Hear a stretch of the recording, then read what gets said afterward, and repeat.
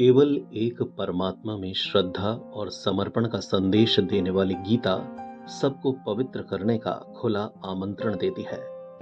सृष्टि में कहीं भी रहने वाले अमीर अथवा गरीब, कुलीन तथा आदिवासी, पुण्यात्मा और पापी, स्त्री और पुरुष, सदाचारी और अत्यंत दुराचारी, सबका उसमें प्रवेश है।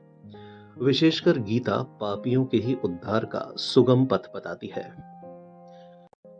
गीता किसी व्यक्ति विशेष, किसी जाति, वर्ग, पंथ, देश काल या किसी रूढ़िग्रस्त संप्रदाय का ग्रंथ नहीं है, बल्कि यह सार्वकालिक तथा सार्वलौकिक धर्मशास्त्र है। यह प्रत्येक देश, प्रत्येक जाति, प्रत्येक आयु के, प्रत्येक स्त्री पुरुष के लिए, सबके लिए है। सचमुच गीता संपूर्ण मानव जाति का धर्मशास्त्र है। भगवान महावीर तथागत भगवान बुद्ध विज्ञ होते हुए भी लोक भाषाओं में गीता के ही संदेश वाहक हैं। आत्मा सत्य है और पूर्ण संयम से आत्मस्थिति का विधान है। ये गीता का ही विचार है। बुद्ध ने उसी तत्व को सर्वज्ञ तथा अविनाशी पद कहकर गीता के ही विचार को पुष्ट किया है। इतना ही नहीं, अपितु विश्व वाङ्मय में धर्म के नाम पर जो कुछ भी सार सर्वस्व है, जैसे एक ईश्वर, प्रार्थना, पश्चाताप, तप इत्यादि, गीता के ही उपदेश हैं। भारत की लोक गाथाओं में है कि सुकरात की शिष्य परंपरा के मनीषी अरस्तु ने अपने शिष्य सिकंदर को भारत से गीता ज्ञानी गुरु लाने का निर्देश दिया था। गीता के ही एकेश्वरवाद को विश्व के विविध भाषाओं में मूसा, ईसा तथा अनेक सूफी महात्माओं ने फैलाया। भाषांतर होने से ये पृथक पृथक प्रतीत होते हैं, किंतु सिद्धांत गीता के ही हैं। अतः गीता मानव मात्र का अतर्क्य धर्मशास्त्र है।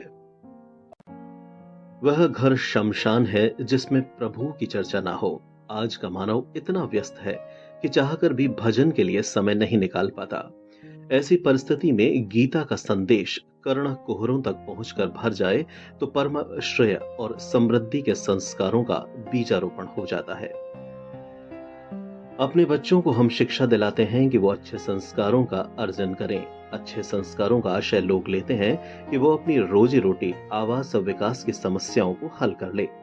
ईश्वर की ओर किसी का ध्यान ही नहीं है। किसी किसी के पास इतना कुछ है कि प्रभु को पुकारने की आवश्यकता ही नहीं समझता। किंतु ये सब तो पार्थिव है। न चाहते हुए भी सारा वैभव यहीं छोड़कर जाना पड़ता है।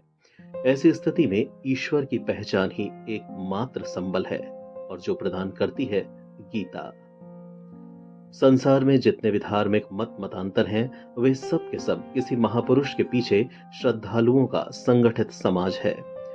महापुरुष की एकांत भजन स्थली ही कालांतर में तीर्थ, आश्रम, मठ और मंदिरों का रूप ले लेते हैं, जहां महापुरुष के नाम पर जीविकोपार्जन से लेकर विलासिता तक के साधन जुटाए जाते हैं।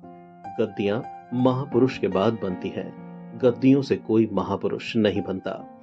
इसीलिए धर्म सदा से ही प्रत्यक्षदर्शी महापुरुष के क्षेत्र की वस्तु रहा है। गीता ऐसे ही निर्विवाद महापुरुष योगेश्वर भगवान श्री कृष्ण की वाणी है।